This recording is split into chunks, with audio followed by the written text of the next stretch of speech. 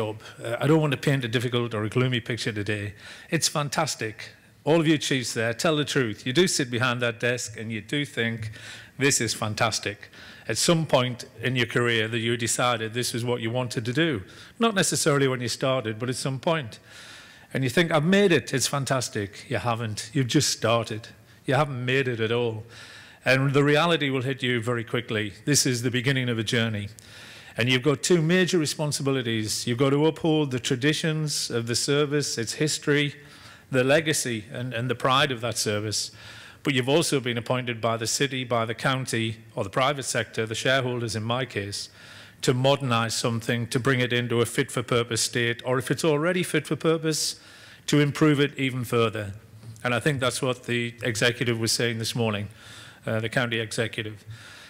Many of us have inherited brigades that have been running badly, and it's easy to inherit a brigade like that. I did. I inherited one in South Yorkshire. Sadly, it had gone through turmoil. It was easy to take it up. Much more difficult to take a good brigade up when you inherit it. And there's people in this room who are doing that right now. So, fantastic. You've made it. You're there and everything else, but the reality kicks in. And you've got the heritage to protect, but you've got to hand the brigade over in a better condition than when you were given it.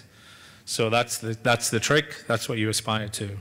So just a brief piece of music. You'll find out I'm useless on technology, so Mike and the audio-visual team over there, they're going to help me. Short piece of music just to get a flavour for what some of you in the audience are trying to do.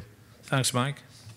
Okay, so moving on up, and if we let it run on a bit further, it's moving on out as well. So let's hope you haven't moved on up and you're going to move on out, because far too many chiefs do move on out, as you'll hear me say later on.